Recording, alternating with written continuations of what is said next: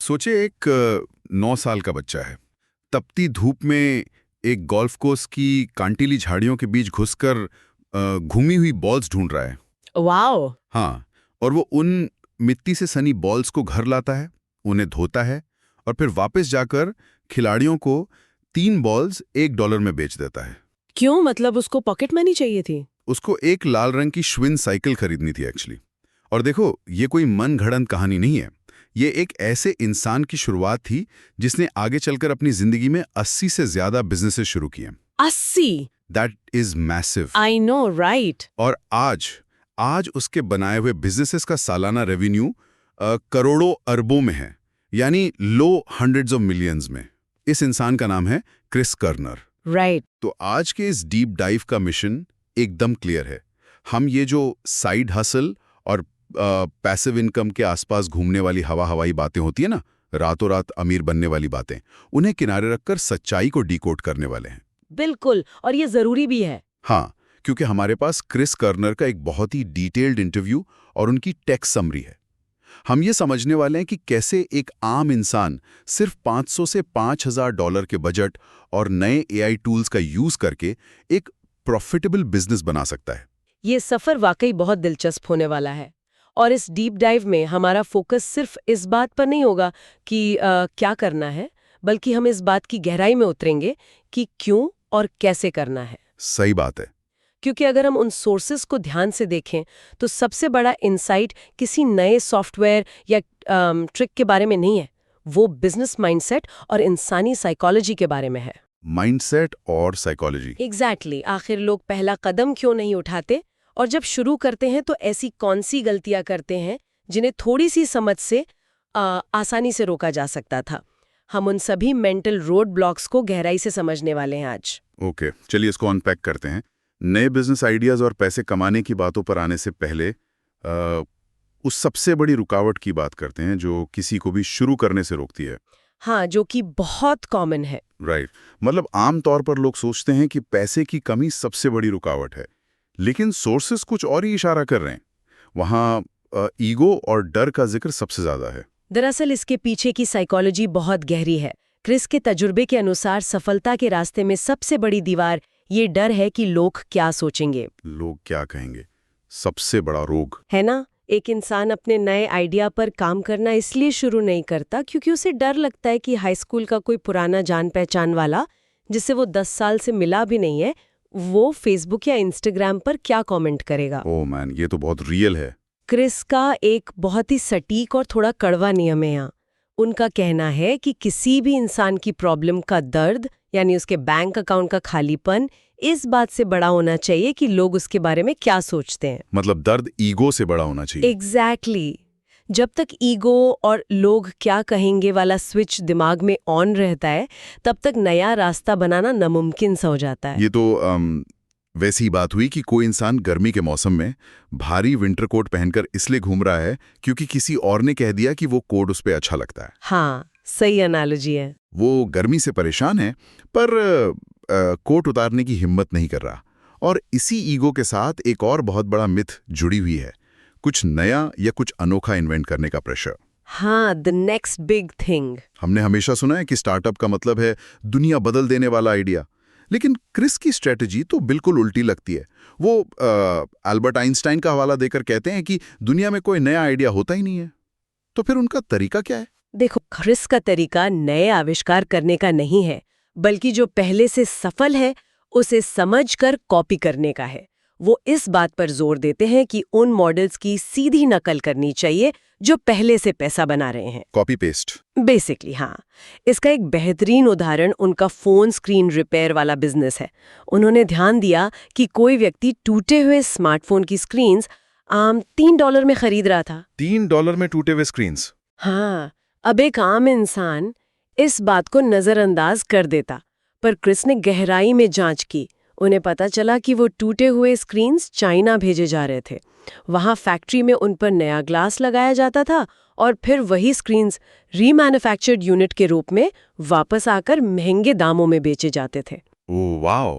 Chris ने कोई नया टेक इन्वेंट नहीं किया, उन्होंने बस उस सप्लाई चेन को समझा, उस दिमाग वाले इंसान की पूरी तरह से नकल की, वही मॉडल अपने लिए बनाया और उस साल उस एक कॉपी किए हुए आइडिया से $2 मिलियन कमाए। वेट, सच में?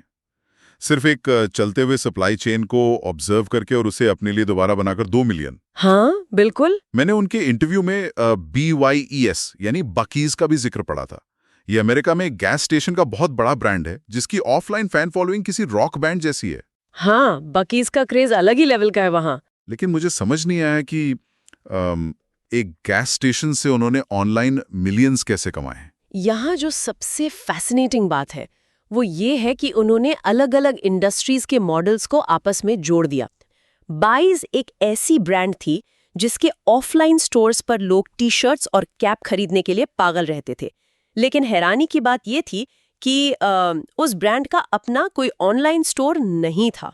21st सेंचुरी में ऑनलाइन स्टोर नहीं था? एग्जैक्टली। तो क्रिस ने डिज्नी से प्रेरणा ली। उन्होंने सोचा कि अगर डिज्नी अपनी ब्रांड वैल्यू से मर्च बेचकर करोड़ों कमा सकता है तो बाइस के ऑनलाइन फैंस क्यों नहीं खरीदेंगे। Make sense. क्रिस ने सीधा बाइस के ऑफलाइन स्टोर से मर्च खरीदा, उनकी अच्छी तस्वीरें खींची और एक अनऑफिशियल पर बहुत ही प्रोफेशनल ऑनलाइन स्टोर बना दिया। Unofficial store? लीगल इश्यूज नहीं आए? यही तो ट्विस्ट है। जब वो स्टोर वायरल हुआ और लोग दीवानों की तरह खरीदारी करने लगे तो बाइस मैनेजमेंट ने उन्हें रोकने के बजाय अपना आशीर्वाद और सपोर्ट दे दिया।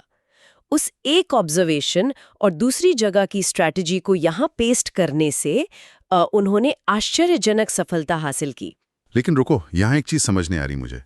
अगर एक छोटा सा इंसान किसी ऐसे बिजनेस मॉडल को बिल्कुल कॉपी करता है जो पहले से एस्टैब्लिश्ड है, तो क्या उस बड़े कंपटीशन और बड़ी मछलियों के नीचे क्रश हो जाने का डर नहीं होता? ये डर लाजमी लगता है, पर असल में लोग प्रचुरता का नियम, जिसे हम लॉ ऑफ अबंडेंस कहते हैं, उसे बिल्कुल अंडर एस्टिमेट करते हैं। Law of abundance? हाँ, उन्हें लगता है कि दुनिया का मार्केट एक छोटा सा पिज्जा है और अगर किसी और ने एक स्लाइस ले लिया तो उनके लिए कुछ नहीं बचेगा। पर सच्चाई ये है कि मार्केट इतना विशाल है कि हजारों लोग एक ही मॉडल चलाकर सफल हो सकते हैं। तो कंपटीशन से घबराना नहीं चाहिए? बिल्कुल नहीं। जब कोई ऐसी बिजनेस की नकल करता है जो 15 साल से चल रहा है तो वो दरअसल उनके सालों के अनुभव को मुफ्त में अपना रहा होता है। सही कीमत क्या होनी चाहिए, सामान रखने की कॉस्ट क्यों लगती है, कस्टमर क्या चाहता है, ये सब उस कॉम्पिटिटर ने मार्केट में कई बार फेल होकर अपने पैसे जलाकर पहले ही सुलझा लिया होता है। स्ट्रेस टेस्टिंग हो चुकी होती है। इन्हें ही स्ट्रेस टेस्टेड या आजमाए हुए सॉल्यूशंस कहते हैं। तो सिर्फ ईगो सेटिस्फाई करने के लिए कुछ नया बनने के चक्कर में पड़ने से बेहतर है किसी समझदार की नकल करना और उसकी विजडम को अपना लेना। समझ गया। ईगो को पूरी तरह साइड रखो और एक आजमाया हुआ प्रूवन मॉडल चुन लो। लेकिन चलिए, मान लीजिए कि मॉडल चुन लिया गया। अब सबसे बड़ा सवाल आता है टेस्ट करने का। उस आइडिया को टेस्ट कैसे किया जाए बिना अपनी जिंदगी भर की जमा पूंजी वेस्ट किए? हाँ, टेस्टिंग क्रूशियल है। सोर्सेज का एक नियम बड़ा क्लियर है कि पैशन को इग्नोर करें और प्रॉफिट को फॉलो करें। कम से कम शुरुआत में। बिजनेस में सच्चाई ये है कि आखिर में कॉमर्स यानी खरीद फरोख्त की इस पूरी प्रक्रिया से प्यार करना ज्यादा जरूरी है। ये बात सुनने में थोड़ी अजीब लग सकती है, पर बिजनेस की दुनिया का यही सच है। और इस आइडिया को टेस्ट या वैलिडेट करने का, यानी सच में मार्केट में डिमांड है या नहीं, ये जानने का सबसे ताकतवर और मुफ्त टूल है फेसबुक मार्केटप्लेस। Facebook marketplace? लोग तो उस पे पुराना सोफा बेचते हैं। वही तो। आमतौर पर लोग सोचते हैं कि आइडिया टेस्ट करने के लिए पहले महंगी वेबसाइट्स बनानी पड़ेंगी, लैंडिंग पेजेस डिजाइन करने होंगे और हजारों रुपए मार्केटिंग पर खर्च करने होंगे। पर असल में ऐसा कुछ करने की जरूरत नहीं है। यहाँ पर बात सबसे ज्यादा इंटरेस्टिंग हो जाती है, क्योंकि सोर्स मटेरियल में क्रिस ने इसका एक बहुत ही प्रैक्टिकल उदाहरण दिया था, क्रिएटिन फॉर वुमेन का। उन्होंने समझाया कि अगर किसी को औरतों के लिए क्रिएटिन सप्लीमेंट का एक नया ब्रांड शुरू करना है तो क्या करना चाहिए। क्या आप बता सकती हैं कि उस बिना पैसा खर्च किए वैलिडेशन वाले प्रोसेस के पीछे का आखिर मैकेनिज्म क्या था? जरूर। वो प्रोसेस कुछ इस तरह काम करता है कि पहले दिन किसी फैक्ट्री में जाकर 1000 डब्बे बनवाने की कोई जरूरत नहीं है। आज के वक्त में नए AI इमेज जनरेटर्स जैसे मिड जर्नी या नैनो मौजूद हैं। AI का यूज करके वैलिडेशन? एग्जैक्टली।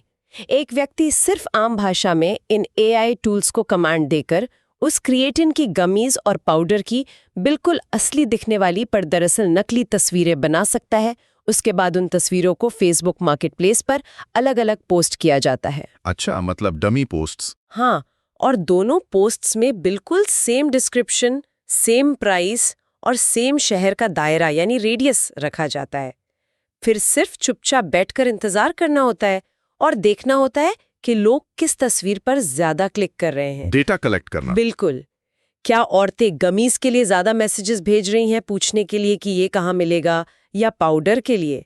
इस सारे डेटा को, क्लिक्स को और मैसेजेस को एक सिंपल गूगल शीट में रिकॉर्ड किया जाता है। और जब ट्रेंड दिखने लगे तब क्या? जब थोड़ा ट्रेंड समझ आने लगे तो दोनों पोस्ट्स पर सिर्फ $10 का पेड बूस्ट लगाकर उस डेटा को कंफर्म किया जाता है कि असल में लोग अपने पैसे कहाँ खर्च करना चाहते हैं। ये तो बिल्कुल वैसे ही है जैसे किसी नए रेस्टोरेंट का मालिक शेफ को हायर करने और किचन बनाने से पहले ही बाहर सड़क पर एक नकली मेनू टांग दे, सिर्फ ये देखने के लिए कि आते जाते लोग कौन सी डिश का ऑर्डर सबसे ज्यादा देना चाहते हैं। बहुत सही एनालॉजी है। ये तरीका पैसे बचाने के लिए तो बेहतरीन है, लेकिन मेरे दिमाग में एक उलझन है। अगर पूरा फोकस सिर्फ और सिर्फ प्रॉफिट और डेटा पर होगा, तो क्या पैशन के बिना ये पूरा बिजनेस का सफर ड्राई, रूखा और बोरिंग नहीं हो जाएगा? हमें तो बचपन से यही सुना है कि डू व्हाट यू लव, वही करो जिससे तुम्हें सच्ची मोहब्बत हो। ये एक बहुत ही सटीक सवाल है और एक आम सोच भी है, पर रियलिटी थोड़ी अलग काम करती है। एक कॉन्सेप्ट होता है इकिगाई, जहां किसी का पैशन, उसकी दुनिया की समझ, मार्केट की जरूरत और पैसे कमाने का जरिया, ये चारों एक ही जगह आकर मिलते हैं। हाँ, वो वेन डायग्राम जैसा। राइट। पर सच्चाई यह है कि शुरुआत में ये ओवरलैप ऑलमोस्ट जीरो होता है। पहले दिन से ही पैशन और प्रॉफिट दोनों एक साथ नहीं मिलते। असली मोटिवेशन और जोश तब आता है जब किसी को प्रोडक्ट मार्केट फिट मिलता है, यानी जब लोगों को ठीक वही चीज चाहिए होती है जो वो बेच रहा है। मतलब जब बिक्री होने लगती है तब पैशन आता है। क्रिस ने इसे एक बहुत ही जोरदार तरीके से समझाया है। वैलिडेशन का असली मोमेंट वो होता है जब कस्टमर की डिमांड एक पहाड़ से नीचे तेजी से लुढ़कते हुए भारी पत्थर की तरह हो जो आपका पीछा कर रही हो। लुढ़कता हुआ पत्थर, बाप रे। हाँ, जब लोग लगातार ऑर्डर्स दे रहे हो, बार बार पूछ रहे हो कि ये कब तक आएगा, मेरा पार्सल कहाँ है, तब वो डिमांड उस थकान को भुला देती है और इंसान के अंदर एक अलग ही लेवल की एनर्जी और पैशन भर देती है। जब मुनाफे का पत्थर पीछे लुढ़क रहा हो तब तो आलस वैसे ही भाग जाएगा। तो वैलिडेशन का ये प्रोसेस तो पूरी तरह समझ आ गया। अब आते हैं मुद्दे पर, बजट और अलग अलग बिजनेस मॉडल्स पर। चलिए, सोर्स में 3 अलग अलग कैपिटल टियर्स यानी बजट के लेवल्स की बात की गई है। $500, $1000 और $5000। चलिए सबसे शुरुआती लेवल $500 से शुरू करते हैं।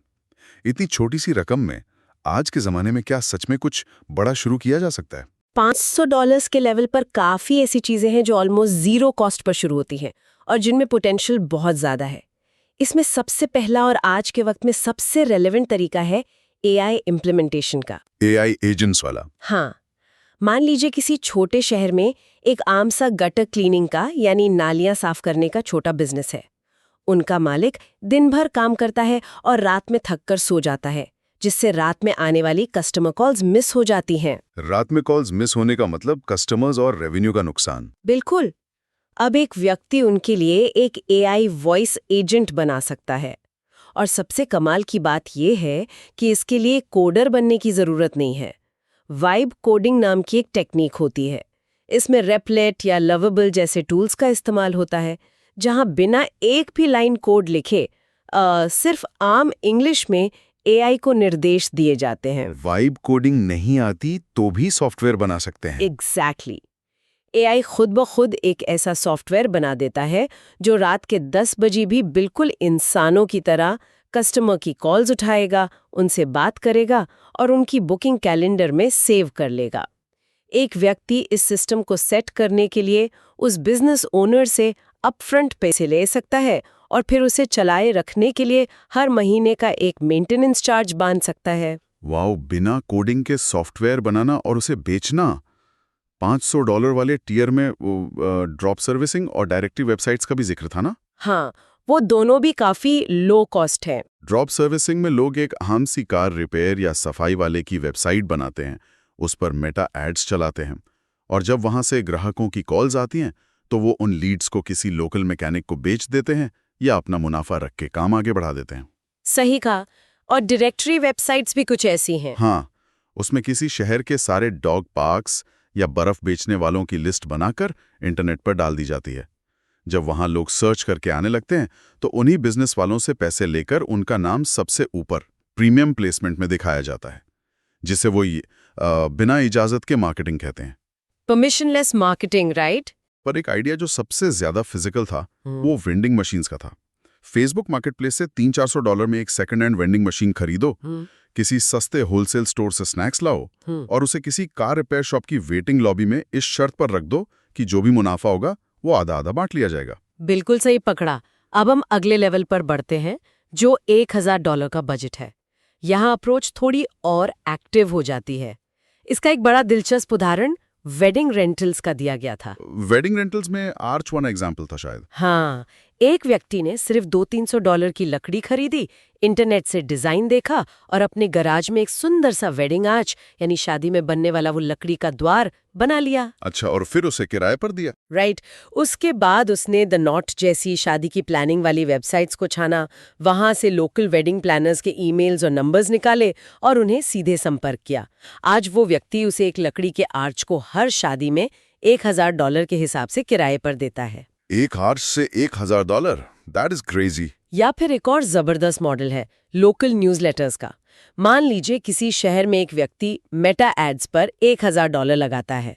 अगर एक सब्सक्राइबर लाने का खर्च $1 आता है तो उसके पास 1000 लोकल लोगों की ईमेल लिस्ट बन जाती है जिन्हें अपने शहर की खबरों में दिलचस्पी है। फिर उस लिस्ट का मोनेटाइजेशन कैसे होगा? एक बार ये लिस्ट बन गई तो वो वहां के लोकल बिजनेसेस जैसे नए खुले रेस्टोरेंट्स या दुकानों को उस न्यूज़लेटर में ऐड लगाने के लिए $500 पर ईमेल के हिसाब से चार्ज कर सकता है।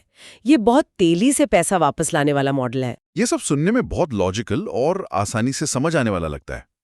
पर जब मैं नोट्स में उस $5000 वाले आखिरी टियर पर पहुंचा तो वहां एक ऐसी चीज पढ़ी जिसने मुझे थोड़ा चौंका दिया। किस बारे में? Small RV parks. क्रिस का कहना है कि 3 से 10 गाड़ियों के रुकने की जगह वाले छोटे आरवी पार्क्स खरीदना आम सिंगल फैमिली घर खरीदने से कहीं ज्यादा मुनाफा देता है। उनका तर्क काफी सॉलिड था इसके पीछे। हाँ, उनका तर्क था कि एक घर में अगर किराएदार निकल जाए तो आमदनी 0 हो जाती है, पर आरवी पार्क में रिस्क 10 अलग अलग लोगों में बढ़ जाता है।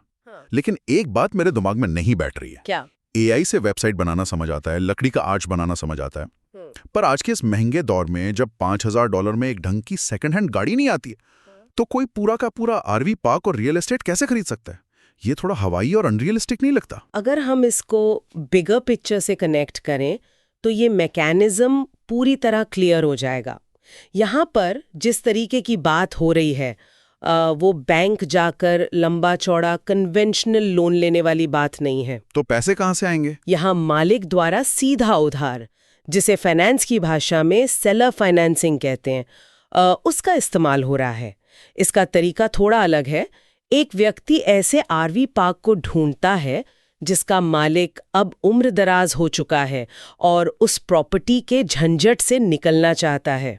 Retiring owners? एग्जैक्टली। वो उस मालिक से मिलता है, उनके साथ एक मजबूत भरोसा और ट्रस्ट बिल्ड करता है। इस डील में बैंक बीच में आता ही नहीं है। प्रॉपर्टी का मालिक खुद एक बैंक की तरह काम करता है और प्रॉपर्टी की कीमत का लोन होल्ड करता है। अच्छा, मतलब सैलरी लोन दे रहा है एक तरह से। हाँ, वो व्यक्ति अपने $5000 का इस्तेमाल प्रॉपर्टी की जांच पड़ताल करने और एक छोटा सा डाउन पेमेंट देने में करता है। बाकी की जो भी कीमत बचती है वो उस पार्क से आने वाले किराए और मुनाफे में से मालिक को किस्त के रूप में दी जाती है। अच्छा, तो बैंक को पूरी तरह बाईपास कर दिया जाता है। लेकिन किस्त देने के बाद उस व्यक्ति की जेब में क्या बचेगा? वो अपना मुनाफा कैसे बढ़ाएगा? यही तो असली गेम है। उस प्रॉपर्टी की मालिकियत आते ही वो व्यक्ति उसकी कैप रेट को इम्प्रूव करता है। कैप रेट का मतलब होता है कि प्रॉपर्टी कितना सालाना मुनाफा दे रही है और उसकी कुल कीमत क्या है। राइट। अगर पार्क पहले पूरा नहीं भरता था तो वो नया मालिक मुफ्त के फेसबुक एड्स चलाकर और एक आसान सी वेबसाइट बनाकर उसकी डिमांड बढ़ा देता है। जैसे ही ज्यादा लोग आकर रुकते हैं, आमदनी बढ़ जाती है। डिमांड बढ़ाना। और इसके पीछे 2 बड़े मैक्रो ट्रेंड्स यानी 2 बड़ी लहरें काम कर रहे हैं। एक तरफ पुरानी पीढ़ी यानी बेबी बूमर्स रिटायर हो रहे हैं और अपनी प्रॉपर्टीज बेचना चाहते हैं। दूसरी तरफ नई पीढ़ी यानी मिलेनियल्स और जेन ज़ी रिमोट वर्क के चलते ट्रैवलिंग को पसंद कर रहे हैं और उन्हें रुकने के लिए इन्हीं आरवी पार्क्स की जरूरत होती है। तो डिमांड और सप्लाई दोनों एक साथ मिल रहे हैं। वाह, मतलब अगर मैकेनिज्म की सही समझ हो तो रियल एस्टेट भी इतने कम बजट में हासिल किया जा सकता है। तो इसका मतलब रास्ते तो बहुत है और सब कुछ ठीक से प्लान किया जा सकता है, पर एक सवाल परेशान करता है। पूछिए। अगर अपॉर्चुनिटीज इतनी सारी हैं और आम इंसान की पहुंच में है, तो फिर इतने सारे लोग स्टार्टअप शुरू करके बुरी तरह फेल क्यों होते हैं? ये एक बहुत इंपॉर्टेंट टॉपिक है जिसे सोर्सेज में कवर किया गया है। हाँ, सोर्स मटेरियल में इस फेल होने की वजहों पर काफी रोशनी डाली गई है और एक बहुत ही दिलचस्प शब्द का इस्तेमाल किया गया है, मिराज अपॉर्चुनिटीज और cofounder trap. Mirage opportunity. Mirage यानी मृग तृष्णा। वो ऐसी अपॉर्चुनिटीज हैं जो दूर से देखने पर बिल्कुल निर्मल पानी और बेहिसाब आमदनी की तरह लगती हैं, पर पास जाने पर पता चलता है कि वहां सिर्फ और सिर्फ रेत है। सही पकड़ा।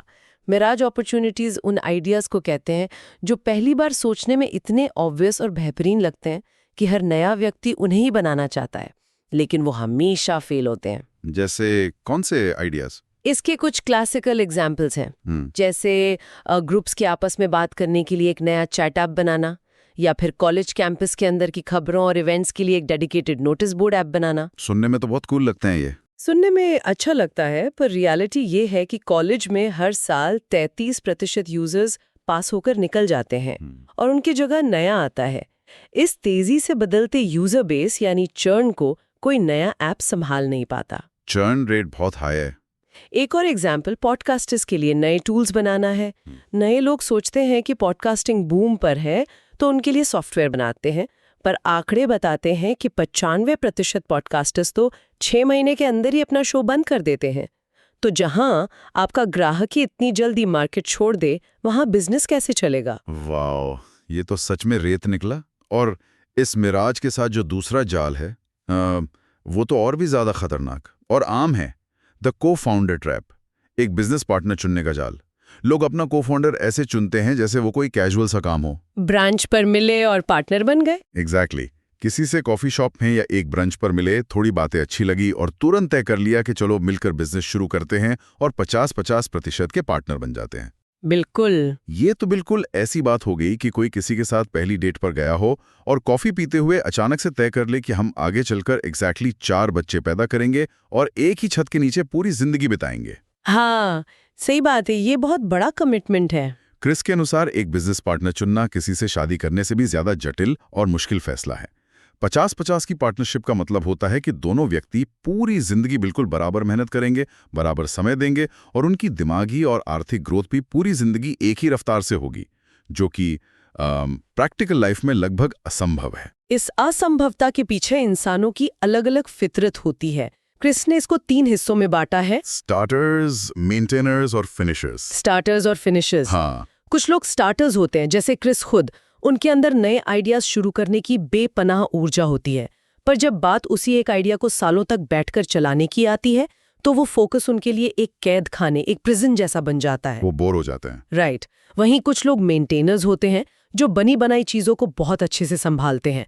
अब अगर एक स्टार्टर और दूसरा मेंटेनर आपस में 50-50 की पार्टनरशिप कर लें, तो आगे चलकर उनकी रफ्तार और सोच में टकराव आना तय है। लेकिन इसमें एक बहुत बड़ा सवाल ये आता है कि अगर हम पार्टनरशिप ना करें तो क्या अकेले पूरी जर्नी तय करना भयानक रूप से अकेलापन नहीं लाता? एक इंसान में सारी काबिलियत तो नहीं होती। तो फिर क्या वजह है कि आंकड़े और डेटा हमेशा यही दिखाते हैं कि अकेले काम शुरू करने वाले यानी सोलो फाउंडर्स पार्टनरशिप करने वालों से ज्यादा सफल होते हैं? इससे एक बहुत बड़ा सवाल खड़ा होता है, और वो सवाल है सेल्फ अवेयरनेस, यानी खुद को समझने का। शुरुआत में किसी को नहीं पता होता कि उसकी असली ताकत क्या है और कमजोरी क्या। क्या वो एक स्टार्टर है या एक फिनिशर? खुद को जानना जरूरी है। बिल्कुल।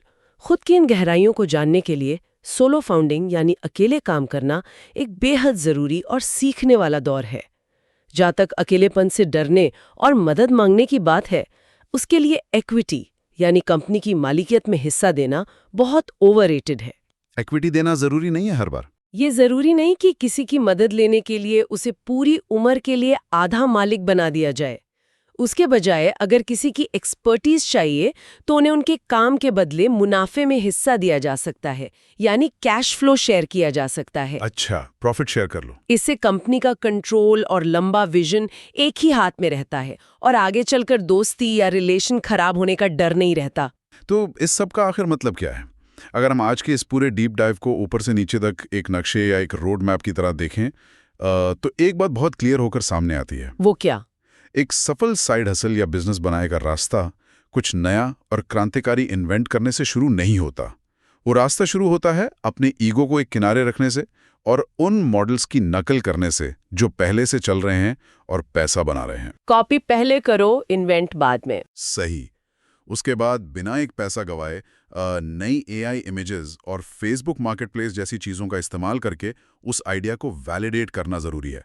और फिर $500 से लेकर $5000 के बजट में अनसेक्सी और आम सी लगने वाली चीज़ों पर फोकस करना, जैसे AI वॉइस एजेंट्स बेचना, वेंडिंग मशीन्स लगाना, लोकल न्यूज़लेटर्स चलाना या यहाँ तक कि आगे चलकर RV पार्क्स खरीदना। Unsexy but highly profitable. Exactly. जो सबसे बड़ा सबक यहाँ से निकलता है वो ये है कि हमारे आसपास की आम दुनिया की थोड़ी बोरिंग लगने वाली चीज़ों में, जैसे गैस स्टेशंस, लोकल डायरेक्टरीज या टूटे हुए फ़ोन की स्क्रीन्स में एक छिपी हुई बहुत बड़ी वैल्यू है। अब अगली बार जब भी किसी के दिमाग में कोई बिजनेस आइडिया आएगा तो वो बार बार सोचकर वक्त बर्बाद नहीं करेगा, बल्कि उसी दोपहर उसको प्रैक्टिकली टेस्ट और वैलिडेट करना शुरू करेगा। और इसी सोच के साथ इस डीप डाइव को ख़त्म करने से पहले मैं एक ऐसी बात छोड़कर जाना चाहती हूँ जो थोड़ी चुभने वाली हो सकती है, पर उस पे सोचना आज के वक्त में बहुत ज़रूरी है। क्या है वो? सोर्स मटेरियल ने हमें ये सिखाया कि आज के मॉडर्न डिजिटल टूल्स और AI ने किसी भी नए बिजनेस आइडिया को टेस्ट करने और शुरू करने को लगभग मुफ्त और आसान बना दिया है। तो सवाल ये निकल कर आता है कि अगर आज के वक्त में किसी आइडिया को आजमाना और एक नया बिजनेस टेस्ट करना इतना सस्ता और लगभग रिस्क फ्री हो गया है, तो क्या असल रिस्क अब कुछ नया ट्राई करने में रह गया है? फिर रिस्क कहाँ है? या फिर आज की इस तेजी से बदलती दुनिया में अपनी पूरी आर्थिक सुरक्षा और अपने आने वाले कल के लिए सिर्फ और सिर्फ एक 9 to 5 जॉब पर निर्भर रहने में सबसे बड़ा रिस्क छिपा है?